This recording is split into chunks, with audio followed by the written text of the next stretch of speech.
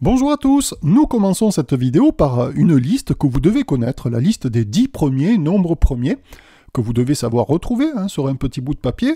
Nous allons en avoir besoin dans certains exercices qui sont tous du même type. On va vous demander de décomposer un nombre en un produit de facteurs premiers. Alors qu'est-ce que ça veut dire, par exemple, se décomposer 2772 en un produit de facteurs premiers? Ça veut dire qu'on attend de vous que vous puissiez écrire 2772 sous la forme d'un produit dans lequel chacune des parties est un nombre premier. Les facteurs sont les parties d'un produit.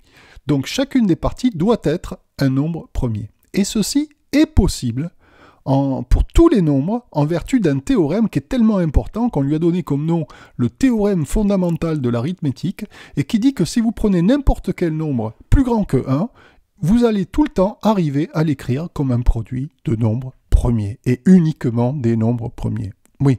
Alors ça c'est la théorie. Maintenant comment fait-on? Comment fait-on quand on a un nombre comme 2772 pour arriver à l'écrire sous la forme d'un produit de facteurs premiers? Alors voici la méthode.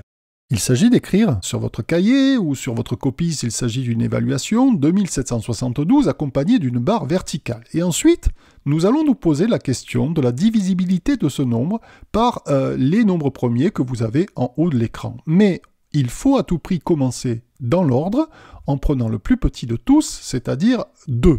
Et je me demande si 2772 est divisible par 2.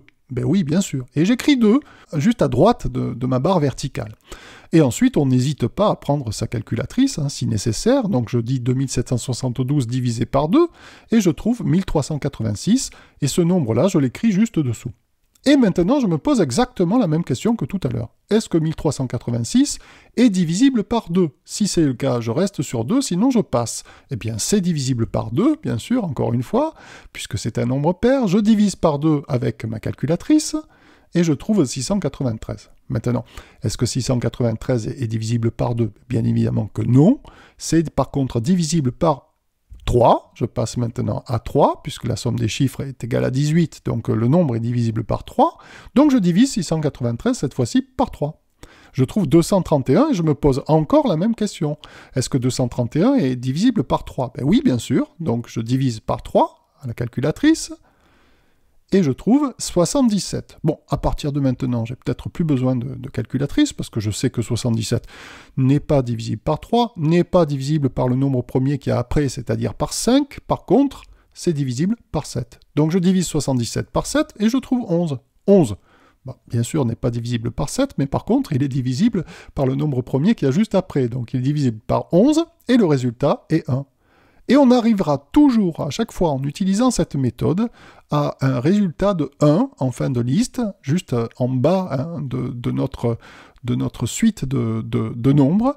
Et nous avons terminé. Nous avons terminé parce que, au final, si vous réfléchissez bien à ce que nous venons de faire, si on multiplie tous ces nombres-là, que va-t-on trouver? 2772, bien sûr.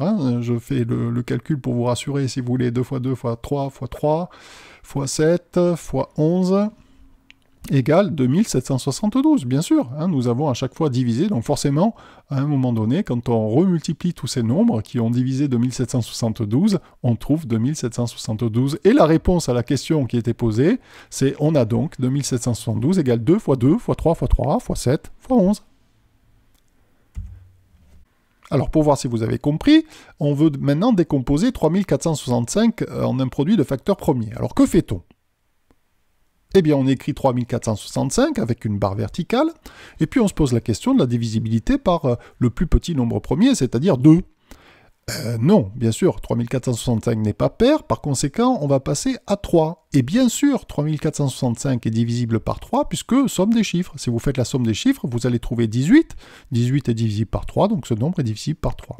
Et, comme tout à l'heure, je prends ma calculatrice, je divise 3465 par 3, je trouve 1155. J'écris 1155 et je me repose cette question-là. Est-ce que ce nombre est divisible par 3? Eh bien oui, somme des chiffres. Somme des chiffres, ça va nous donner 12.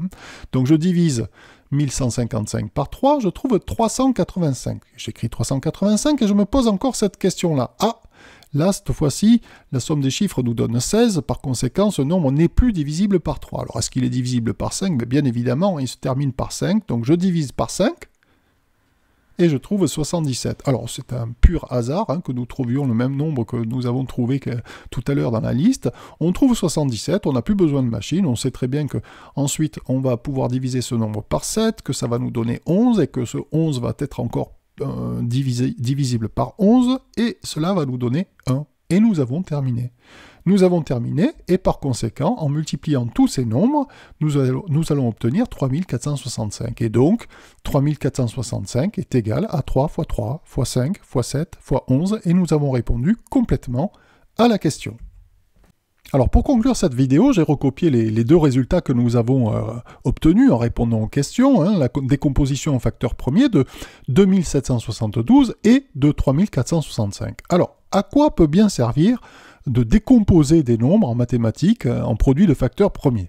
Eh bien, à plein de choses, énormément de choses, et je ne vais vous montrer qu'une seule application, c'est la simplification des fractions. Imaginez qu'on vous demande de simplifier 2772 sur 3465. Eh bien, dans un premier temps, on peut simplement remplacer 2772 et 3465 par leur décomposition en facteurs premiers. Dans un premier temps, on fait ça, on obtient ce que vous avez sous les yeux, et puis on se rappelle qu'on sait simplifier des fractions lorsqu'on a au numérateur et au dénominateur uniquement des produits.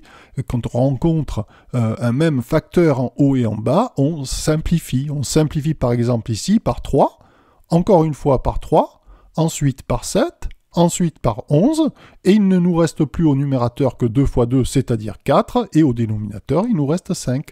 On a donc 2772 sur 3465 qui est égal à 4 sur 5, et nous avons pu trouver ce résultat grâce à la décomposition en facteurs premiers.